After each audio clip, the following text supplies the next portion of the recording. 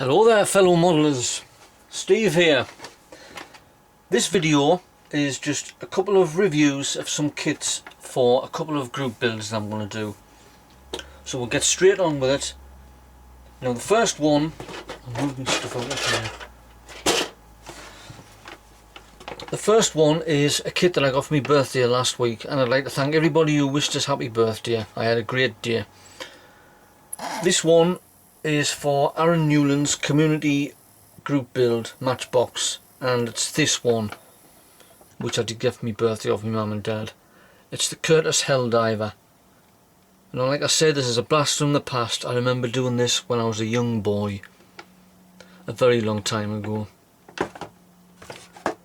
I'm not hearing any chuckles or laughter from my wife in the bedroom. Sarcastic.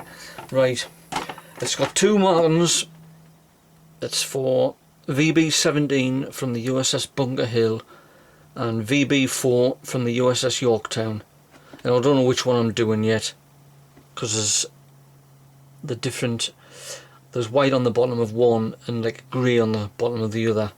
So I'll have to decide, but it doesn't finish till the 31st of December anyway, so I've got plenty of time.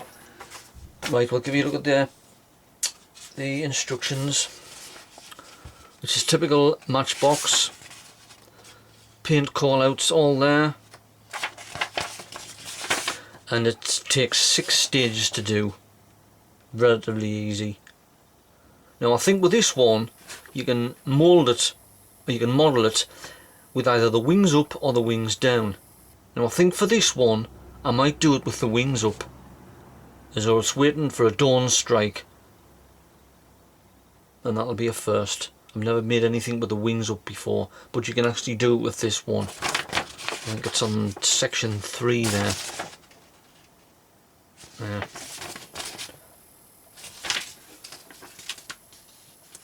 A lot of call outs for the paint, to paint the pilots, the bombs, arrestor hook, whatever. And the markings, very good. They look okay for the kit this old. I'll have a look at the date when I think it is. Stars and bars. Right, we'll go for the first sprue and I'll see if I can find a date on here. Ah, yeah, there it is, right. God, I can't see a flaming thing. 1973. That was when this produced. And it's got very detailed panel lines, typical Airfix, typical Matchbox, which is very good. That's the left hand fuselage, right hand fuselage, and the wings. There isn't much detail inside the cockpit, but what do you expect? I think when these first come out,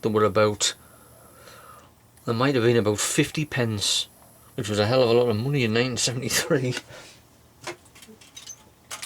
And there's the wings, the outer wings, the ones which fold, the tail planes, the engine cowling, wheels, the pilots. Pretty good detail on the pilots, propeller spinner, and the undercarriage doors.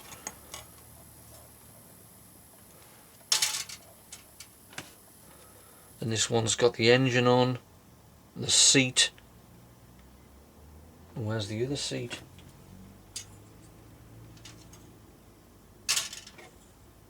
There should be another seat somewhere. I'll find it. If I can't find it, I'll have to raid the spares box. The propellers come off. There's the fuel tanks and the bombs, undercarriage legs. Pretty basic. The arrestor hook. The canopy's in 2 parts. It's pretty clean, no scratches. That's going to take a bit of masking because it's all framework.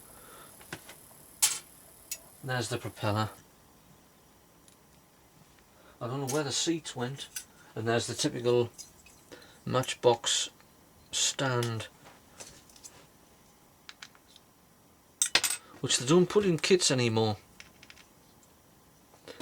You've got to buy them. It's got a swivel bit on the top.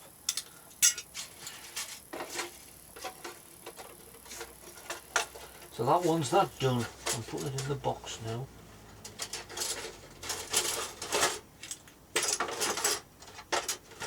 Leave that. Now that doesn't finish till the 31st of December, so I've got plenty of time to do that. Right, I'll go on to the second one now,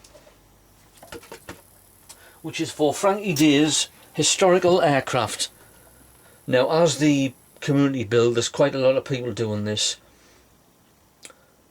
The historical aircraft, well, Frankie himself is doing, it's Mini Me. I don't know what that is, I'll have to look it up. There's, what's his name? I've just subscribed to him, I can't remember his name now. He's doing the Lockheed Electra that was flown by Amelia Earhart, and I think our navigator's name was Ted Noon, on when they went missing over the Pacific, 1937 I think. And he had a look around for that kit and he couldn't find it. That was the only one he could find. There's people doing B-17s, a few others, but this is the one that I'm going to do. It's the Bell X-1 Mark Buster, which is the one that Chuck Yeager flew when he first broke the sound barrier in 1947. Nicknamed Glamorous Glennis after his wife, which is also what he named his P-51 because he was a fighter ace during the Second World War. Now this kit has the option of building it like that, or you can build it clear, and it's got all the fuel tank, the engines, the rocket motor. And this is a first. It's got a lead weight. Let's see if you can see it there. To balance the nose. Some kits they say put 5 kilograms in, 15 kilograms, but a lot of them don't. But this one's actually got the proper lead weight in. Now I don't know which I'm going to do, whether I can do it see-through or just normal. I'll have to decide that. And here's the other sprue. You only get 3 sprues. Like I say, it's only a small aircraft. This is all the detail. You see it all, the rocket motors, fuel tanks, the bulkheads, cockpit layout, seats. There's quite a lot of detail. It's got engraved panel lines, which are good, and the wheels. And the markings. I've only built one Tamiya kit before, and it was a P-51 Mustang, but the markings look okay. They're a bit sticky, but they should be alright. Just put the sprue back in the bag again. And here's the instructions. Now you can see there's the full version. And there's the version with, you can see all the rocket motors. I don't know which one to do. I'll have to decide. And there's the, it's because it's all in Japanese, but I'll have to have, I'm going to have a look on the internet to give a bit of a rundown of Chuck Yeager and how he flew the planes. And it's there, it's with the, it was carried by a B-29 and dropped. And there's the colour schemes. It's a bright orange. Well, it has there, the aircraft were first painted in overall bright orange. Later during the career, the white trim was added to the dorsal fin. And there's the diagram of everything. Main gear, nose gear, reaction motors, liquid oxygen, alcohol, water, fuel tank. It was like flying a bomb. There, it has a bit of a description of it there. And it's actually, the actual aircraft is on display at the National Air and Space Museum in Washington DC. There you can see the detail. What does it go up to? 12 sections. Now there's quite a lot of detail with the, you get a control panel decal, I think. No, you don't. There's the nitrogen tube bundles, oxygen tank, God, cockpit, whatever. There's just quite a lot of detail in. And there's the engine itself, the oxidizer tank. It'll look good made up with it see-through. I think I might do it, I'm not sure. And there's with the undercarriage. What does it say up there? And there it's got the, I don't know if you can see it, the ball there for the weight. Cockpit canopy needs a bit of masking because it's all glazed. I don't know if you can see it there. Where are we? There.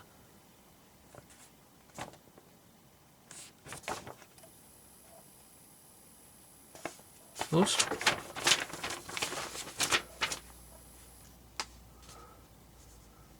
That's another version. But that'll be good to make. And I think that ends on, well, it started now, but I think it ends on the 31st of August, which is, I mean, it's a simple kit, so it shouldn't take very long. So that's my 2 reviews for the kits that I'm doing for the group builds, along with the other ones. Now I'm on with D-Day group builds still, and here's how far I've got with me Focke-Wulf. It's ready for painting now. The canopy's just drying. I'm going to paint the top camouflage. There's quite a lot of different colours paints in this one. And there's the bottom bit, the bottom view. And I've got the pilot to paint, which is like standing with a crewman on a little grass diorama. And then that'll be my second entry finished. That doesn't end till the 6th of June. I should get that finished by the end of this month. And I've also got me dioramas nearly done for Nigel Wells North Africa group build, and me almost half track is about finished now. I'm just putting the tracks on now. And here's all the stuff that I'm doing for, it's Tactical, oh god, I can't pronounce his name. Tactical Jagaloop, his Recce group build, and Chances and Radsky's Flying Boat group build. There, they're all on there. Bits of wings for the Catalina, engine cowlings. And I'm nearly finished this one as well, which is off last year, which is me Boston. That's just got to have the markings put on. I've done very well with the glazing on this one, even though it's a tail sitter. But that'll be made up in a miscellaneous Australian squadron in New Guinea. So that's mine finished. So that's my review done. I hope everybody's well, and the weather is manky. Absolutely hoying it down today. Summer, eh? Right. I'll see you guys in the next video. Happy modelling, and I'll see you all later. Ta-ra now.